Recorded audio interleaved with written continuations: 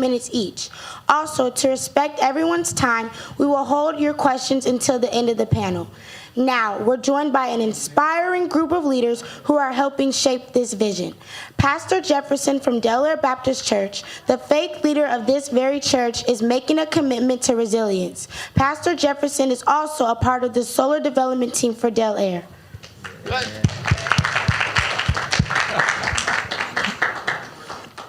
Dave Ford's not here. Huh? Dave Oh, Ford yeah. is Ford had to leave. Oh, okay. I'll cross it out when okay. Sister Anita Jackson and Reverend Frank Jackson from Village Solutions Foundation, also a part of the development team. Their nonprofit is a faith-based community development organization that empowers communities for a suitable future through resource matching and technical assistance.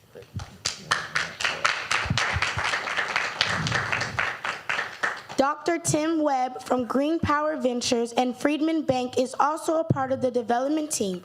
Dr. Webb's greatest strength is providing creative, out-of-the-box financing solutions to business challenges. Stella Ursua, Director of Community Engagement and Partnerships of Grid Alternatives. Last but not least, Jason Lovely from GSA Energy Solutions.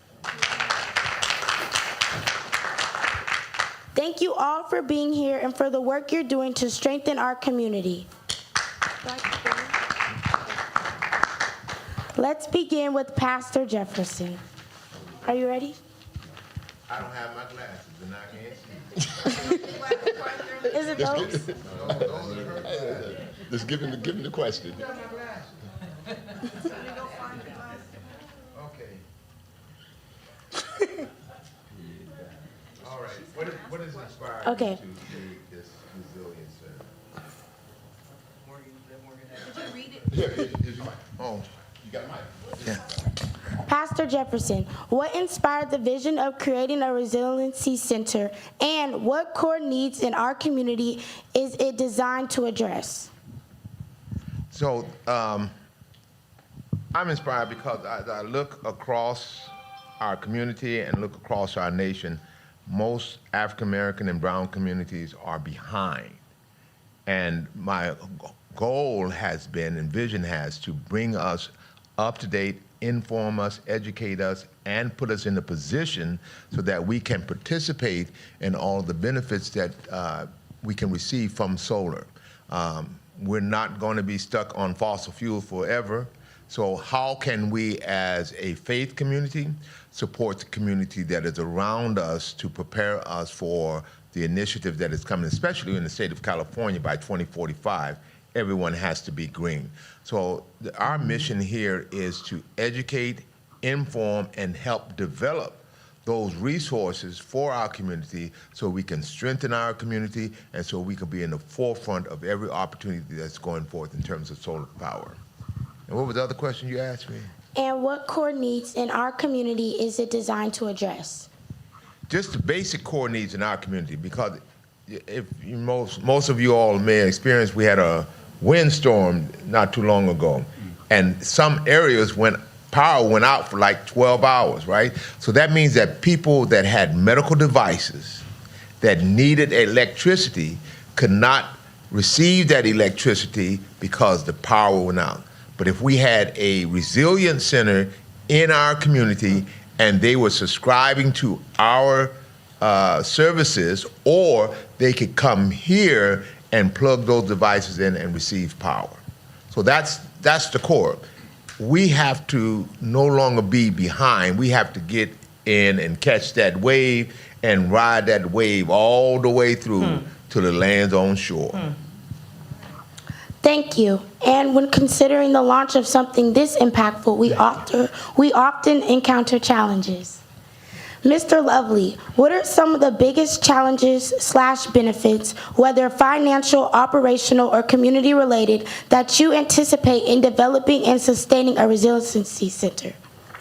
So today I just found out about your resiliency center, so that's new for me. But I'd say the biggest challenge is to find the financial resources to attack what I call the low-hanging fruit. which is energy conservation. Like I'm looking here, I'm not even sure if these lights here could be T12s. And if that's what they are, I haven't seen a T12 in a very long time. They T12, I can tell you that. Okay, they're T12s. So that, there was a point in time where Edison had a program that would come in and have replaced that. So communities need to know about those programs. T12 lighting, my God, this one room by itself is probably costing this church at least $2,000 or $3,000 a year if these lights are running a good portion of the year, especially with rates being 30 cents a kilowatt hour. When I first got in this business, which was about 2011, rates were 15 cents a kilowatt hour. Now we're at 30. That's almost double the cost. So I think the biggest, I'd say, barrier that the community is facing is, first off, what is out there, what's available? Free lighting is gone now, but honestly, you could go to Home Depot and pull these lights out and plug and play LEDs now. You don't even have to change anything. So a lot of times there are really simple solutions that can save a lot of money. So I understand the church is getting ready to do something really remarkable for the community, but I would say let's let the community work towards what is easy to do. Thank you for that insight. Pastor Jefferson, how can a resiliency center strengthen individuals, families, and the border community during times of crisis or transition? Well, the resilience helps the individual, one, address the economic factors of that, right? Because we're not paying as much with the resilience when we're connected to the Resilience Center. It provides support, provides cooling stations in the summertime. It can provide cooling stations for the community. Families can benefit from the services that we have here. So there are multiple things that we can provide for families.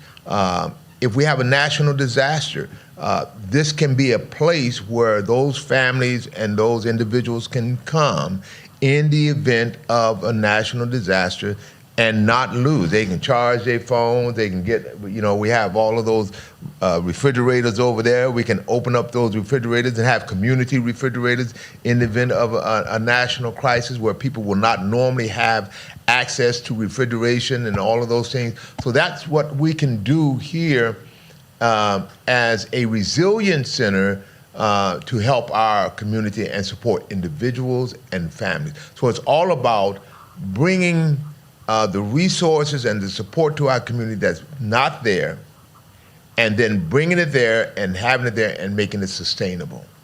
So those are some of the things that we can do. That's powerful and exciting. Thank you for that. Sister Jackson and Mr. Ford, what partnerships, whether faith-based organizations, nonprofits, local government, or businesses, are critical to the long-term success of a resiliency center? Hi. Well, each person that has spoken already has probably given us some of that answer. Your pastor has your pastor has such a vision that were he not to have the vision, somebody else might have decided to do it and not do it the way he's considering doing it. He has forward thought out that what his desire is for his people and his community. And as he's doing that, he's brought together people, like-minded people, that have decided that they want to support what he's doing. And after 25 years, I would think, being in this community, the community, when things happen in the community, whether they go to church or not, they're going to come to the church to see what's going on, because that's typically where you would go to get whatever you would need.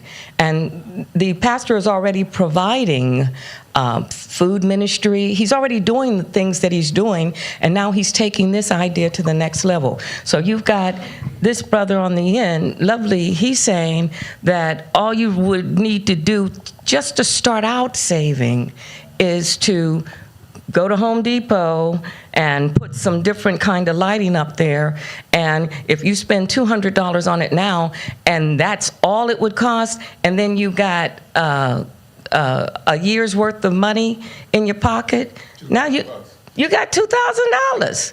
I mean, so some of the ways that are being prescribed out here, I'm going to say we didn't know it because it's not done. And then you have Grid Alternative here. These partnerships are going to be important to this community. You've got Doc here. He's getting ready to tell you some things about what can happen. You know, I'm going to say it. We're normally the last ones on the boat, or we're normally the last ones to get the information. And it's not fair. But it's not fair because we're not listening, or you don't have somebody like Pastor that has a vision that wants forward movement for your church. 2045, they told us that in 2045 that they were going to have all of California electric. Did y'all know that? 2045. I'm not a young woman, but when 2045 comes, the only thing I'm going to be caring about is, baby, turn on the heating blanket. But young people, this is happening to you, and it's happening right now. And your pastor, again, forward thinking, is bringing all of these people together so that you can hear how to move forward as you move forward in this ministry. And Mr. Ford's not here, so I guess it's going to be my boyfriend. I want y'all to know that's not me in that picture. And that's why I stopped earlier on. That's not me. That was the younger you. That is my cousin from South Carolina. That is my cousin. She is my cousin. I know, Tanya told me, but she came and took my picture and said, I know what I did. So I just want y'all to know that's what stopped me earlier. Left it at the younger you. Oh. There you go. That's right.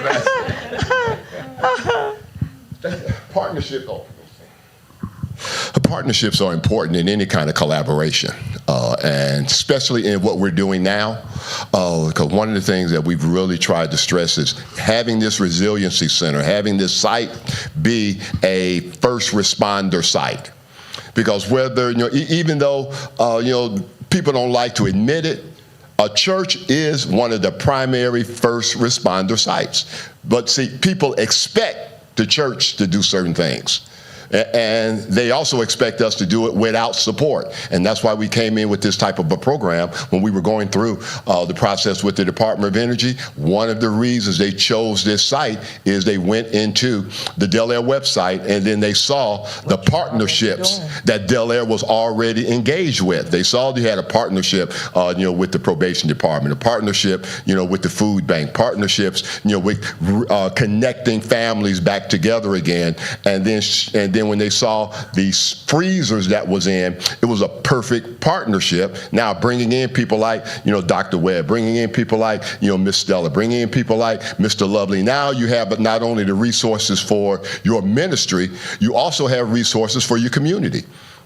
And again, like today, being able to just bring the resource, start the engagement process. So now people know this is what a day of opportunity looks like, because the day of opportunity will become a week of opportunity, it'll become a month of opportunity, it'll become a year of opportunity.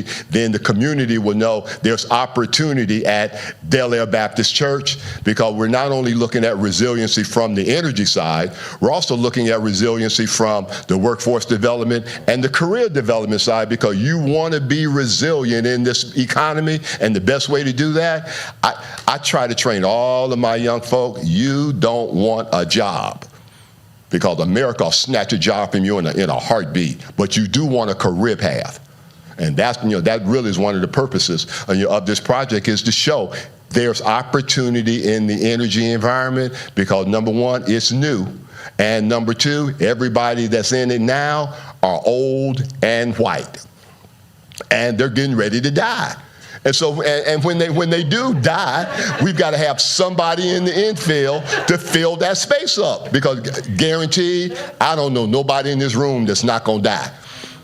I don't know nobody that's been beat it yet, but what we want to be able to do is have that influx of some of our folk that 20 years from now, then we can say that we have 40% of the industry, is black or Latino, because right now it's only 8%, and that's stretching the number.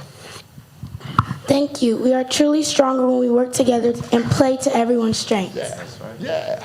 Now let's hear for some of Del Air Green Team partners. Mr. Ford from Southern California. So the dude, Miss Stella, yeah. Okay. Yeah, the lead. Ms. Stella Ursa, with what specific resources, expertise, or services can you contribute to help make the Resiliency Center sustainable and impactful?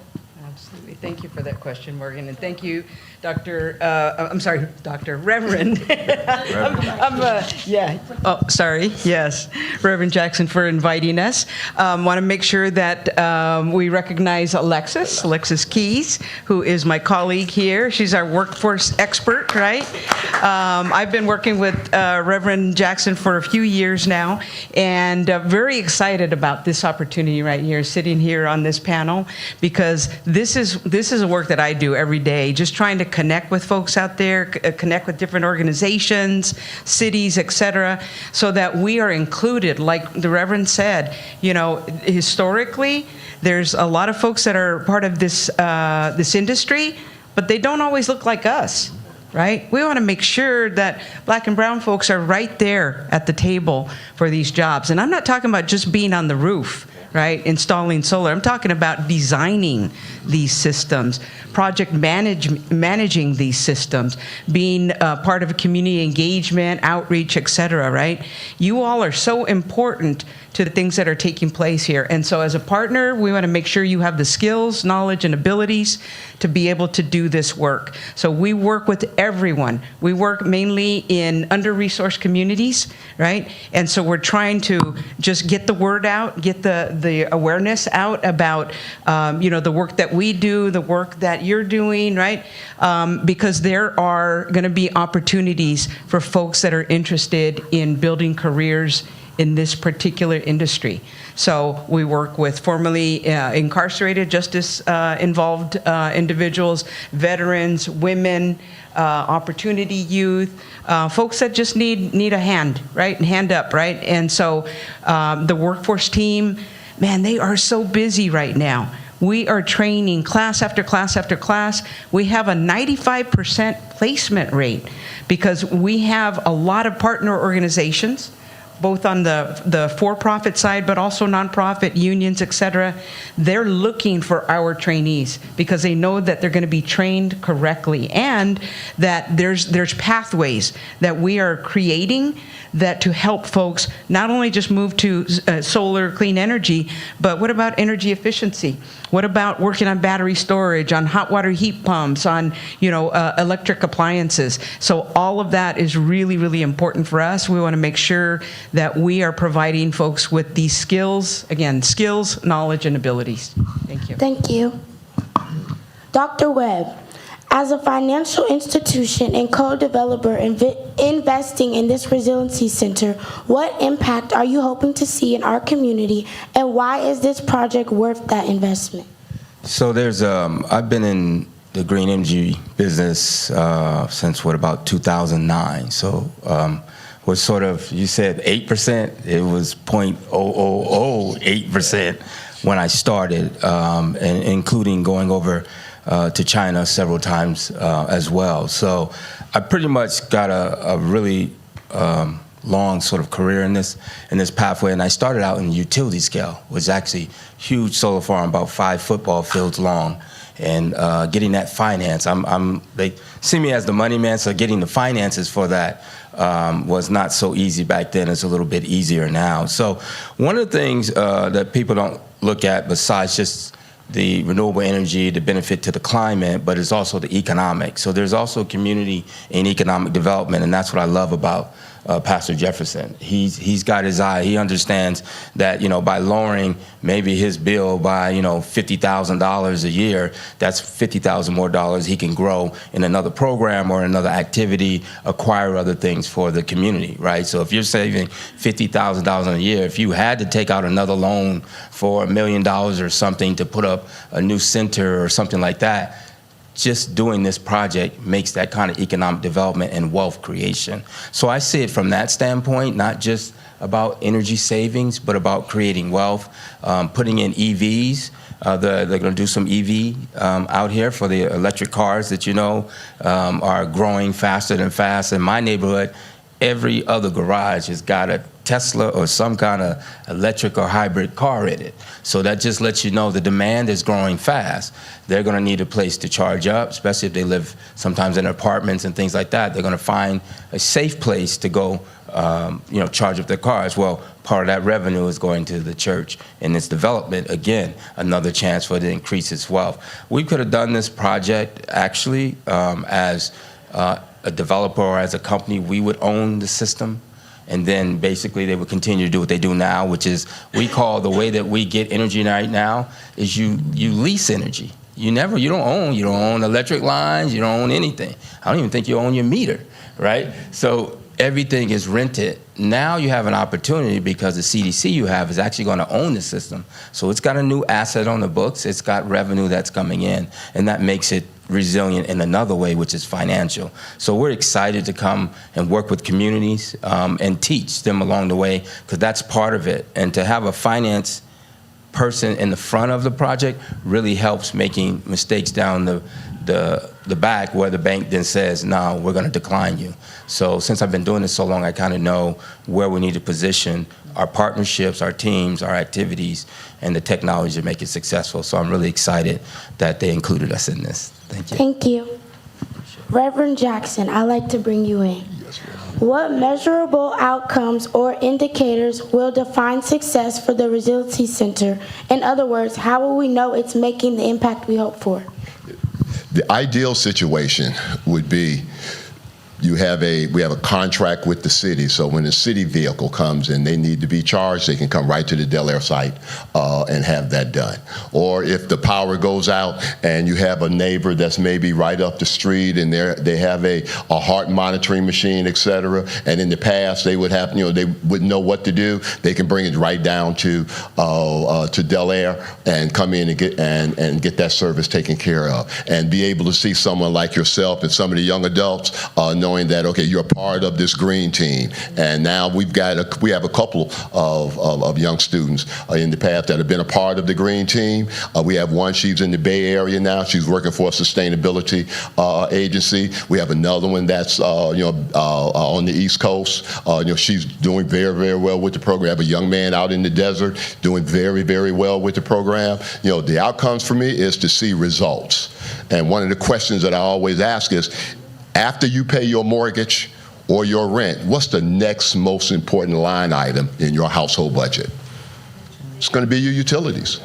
It's going to be utilities. So, and you want to be a wise steward over your utility as well, because the better steward we are, the more resilient we're going to be. So one of the major outcomes is to be able to see this process grow, and also see the people that are a part of this ministry not only benefit from it, but be able to go out and be the Pied Piper, for the project as well, letting other folk know when you go home, we want you to be resilient at your home as well. What you learn here, take it home and do the same thing.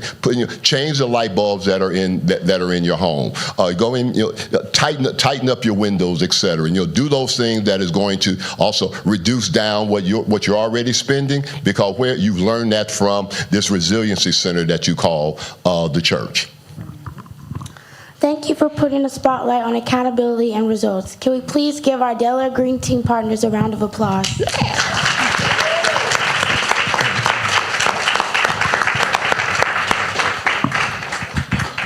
So now, do we do an Emmy nomination for you? Are we done? You gotta do We ain't got to something. do this again now. We just did it live on Facebook, right? Were we live? Yeah. We live. Yeah, we live. Yeah, we're gonna post it. It's gonna post it. We posted it. What you want to say? I just want to say what he just said about this young lady. Come on.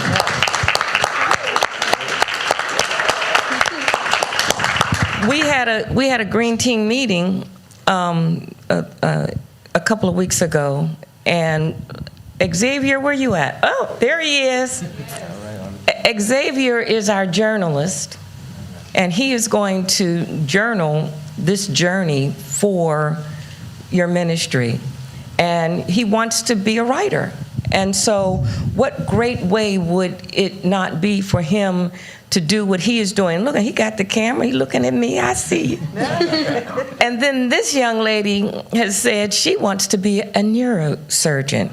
And neurosurgeon. Not just a surgeon, a neurosurgeon. And we have been helping them, as a result of them helping us, to discover ways that they can, at this stage in their lives, how they can get their education paid for through just the service that they're giving to this ministry. And everybody's going to receive, because that's how God is. Everybody's going to receive. And again, I want to applaud Pastor Jefferson.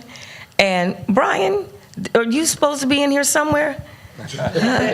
Okay. Brian Miner is the director of the Green Team for your ministry, and he is responsible for this day.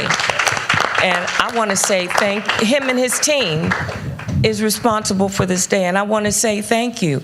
And they're going to keep it up. So bless you all, and thank you, Pastor. No, thank you all. I really do appreciate all of you all coming out and sharing with us. My whole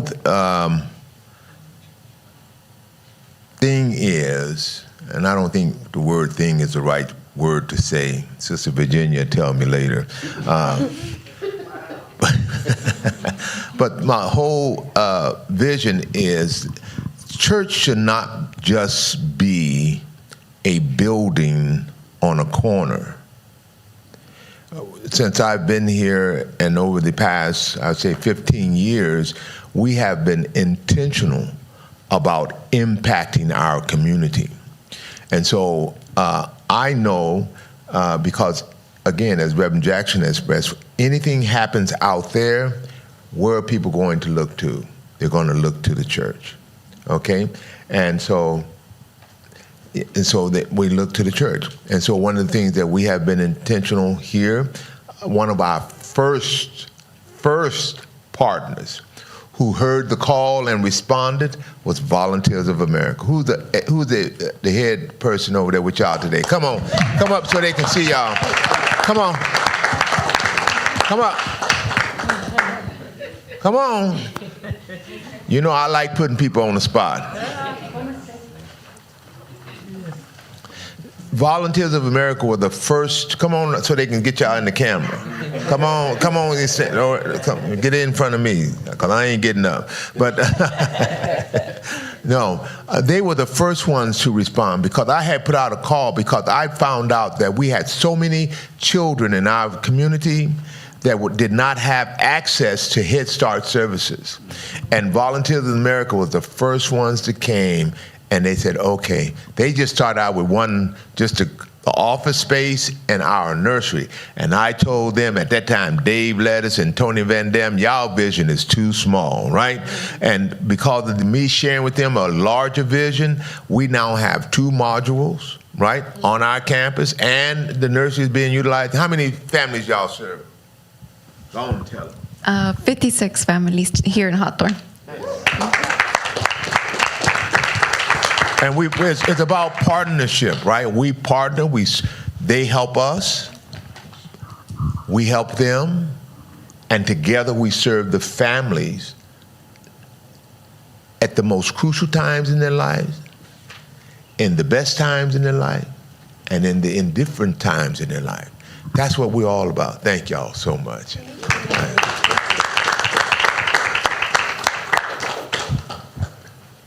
We have to move past being complacent and thinking it's somebody else's responsibility to take care of our community. It is our responsibility to take care of our community. One of the things that I'm sharing with the Dale Air family is about building this village, right? We are a village-minded people. We have been conditioned to live in the village. If you live in Hawthorne, you live in the village called Hawthorne, right? So it's our responsibility to provide spiritual, educational, social, and economic opportunities for everyone that is in our village. And so that's what we're hoping to accomplish, working with everyone that's here on this panel. Because my sister from Grid Alternative and Del Air and the Green Team, we're going to be intentional about reaching out to the families that are low income, moderate income, senior citizens, and making sure that they get some solar panels on the top of their houses or get connected to a solar service free and no charge, instead of like the past, spend all that money for them people come put them panels on my house. And we're going to be intentional about that work, right? And we are creating these avenues to support our community and to support the families, and that strengthens us. Because you have the panels, that creates more income for yourself. That means less money you have going out, more money you can have to take care of your own responsibilities. Create, what is it called? Subscription services? Yes. Subscription services. That's what the church is here. That's part of that resilience. Dr. Webb won't let me build what I want to build. Not yet. Amen. He won't let me build. Tell him, y'all, let him build what he want to build. Let him build what he want to build. You know, tell me I ain't got enough. Everything had to tell me I don't have enough real estate. Amen. My God owned the cattle upon 1,000 hills, don't he? Hey, don't make me shout up in here, right? To create this center that folk that within a 3 to 5 mile radius won't have to worry about. In the event of a national disaster, they'll be covered right here, right? Here's another thing. We're providing opportunities for people who don't have a job, say they don't know how to find a job. We're creating this workforce development to help you come 18 and over. You can come, learn the skills, learn how to put the panels on the roof, learn how to manage the systems that are out here, learn how to operate and maintain the charging stations that are going to come out here. All of this stuff is going to happen because of all of these people working together. And so I need you all out there to tell your folk, please, what, March the 10th? March the 10th? March the 10th. Be here at Del Air Baptist Church on March the 10th. We're doing a sign up for workforce development. There's a gentleman there behind you. Who is that gentleman behind me? Young man that asked me about a job? Yes. Talk to the people. Oh, he all right. He's covered. Okay. He's covered. Okay. He's covered. He knows he come talk to me. Yeah. So this is the things that we're doing to help improve the quality of life for our community. I think that's it. That's all. Anybody else? Beautiful. Thank you.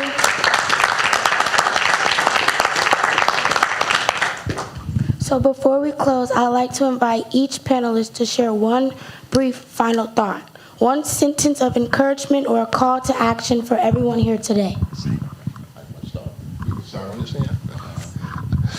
The scripture that we use for our foundation is Mark 4:20. A seed planted in good soil shall grow. Some 5-fold, some 10-fold, some 60-fold, some 100. Don't get discouraged by the numbers that you see, because this is good soil. Say a seed planted in good soil will grow. This is good soil, and this is the first seed that you've been planting. And if you just stay faithful, the word said, all things work together for the good of those who love God and that are called according to his purpose. There's a purpose in what we're doing today. Just keep on hanging in there, and I can guarantee you, God will if you let him. I would just add to there's a lot of things that we depend on. There's a lot of other things that we allow to control our lives. But I just want people to remember that you can create yourself into or out of anything. Never give that power up. You want to see this resiliency center, if you put the creativity to it, it'll happen. So just don't get discouraged by the challenges. You can create yourself, like I said, into and out of anything.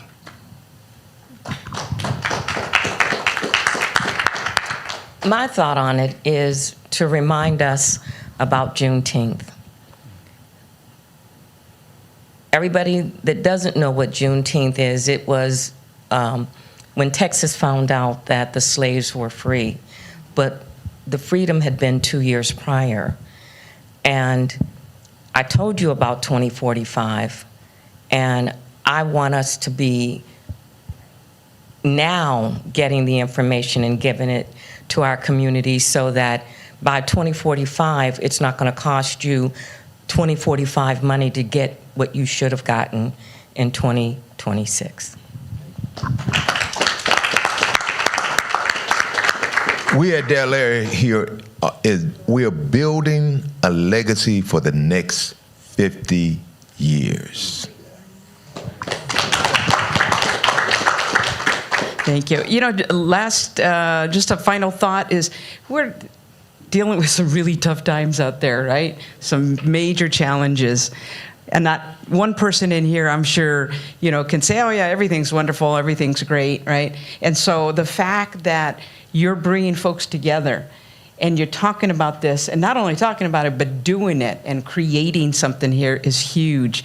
And I just got to say to the younger folks in the audience, there are careers, like Reverend said, you don't want a job, you want a career. There are careers here.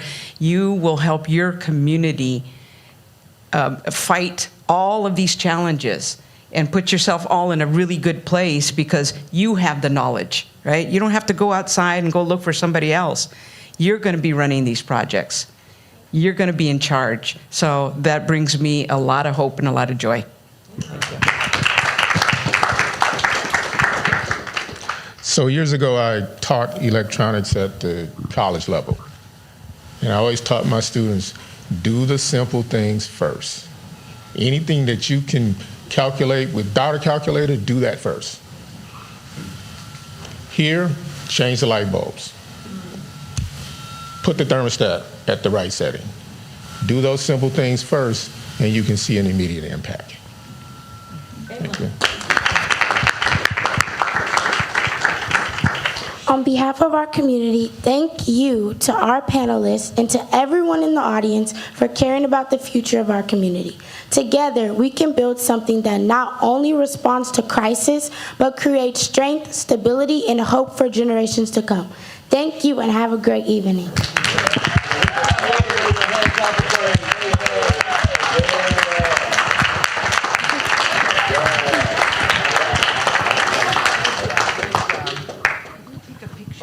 Yeah, can y'all take a picture? Union, you want union wage.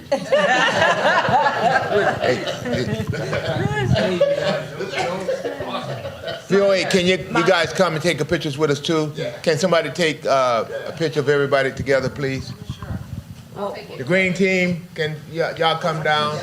VOA, come down. Everybody come down so we can take. Edison people. Edison people, come. Fantastic. Right on. Come on, Miss Singh. Come on, Orlando.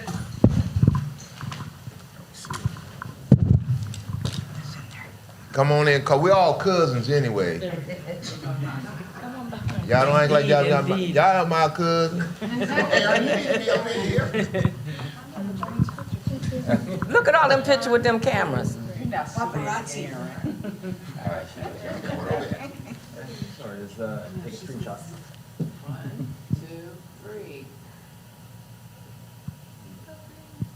Go, can I get somebody my phone? Oh, boy. Okay, but wait a minute, wait, just one more second. He wants to. Yeah, hold on. And Brian, when are we doing the raffles? Right now, when we go outside, we'll be calling the raffle. Okay. Did I win? So hang around until we do the raffles. Right here.